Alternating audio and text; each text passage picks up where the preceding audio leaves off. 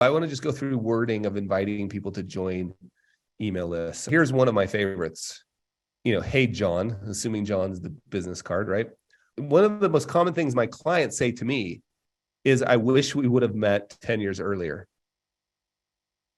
So I've started writing down the things that I've learned over the last 10 years, and I send them out in a weekly email.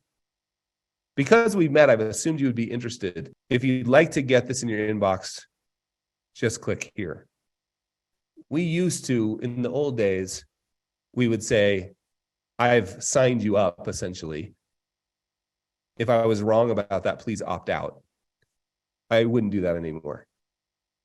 I would just say, I didn't want to make an assumption. I thought you might want this, but I didn't want to make an assumption. So if you want to, just click the link here. And MailChimp can help you with those links. Like, it's just a link that you put in there that opts them into your email. Role of the simple landing page. I make that as simple as possible. A claim to a relevant promise and clear call to action on what they can do to hear more. And to me, the call to action is, tell me where to send it below. Email box. The less you ask for in that email box, the better your experience is going to be. Meaning, first name, last name, child's first name, and your pet's favorite toy. Like, if all you really need is an email address. We used to ask for first name and email address. And then we would use the first name, and like your email would come out and say, Dear Sophie. But first of all, conversion dropped because just asking for first name is going to drop your conversion. Second, there was always these problems. Like, people would put in the wrong first name, and then you would be sending them an email forever that said, Dear something wrong. And so we just thought the risk reward was too high. So we just asked for email address.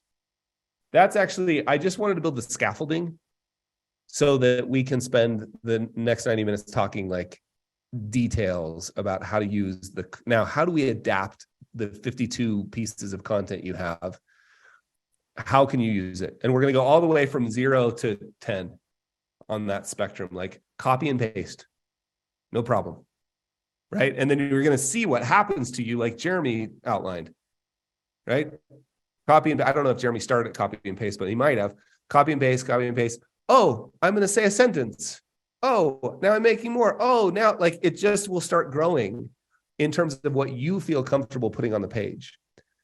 And I want to talk about that in a bunch of different artifact forms, meaning like, how could we do this as a podcast? How could we do this as a YouTube channel? How could we do this as email? And have you share some experiences and try and pull that all off in 90 minutes.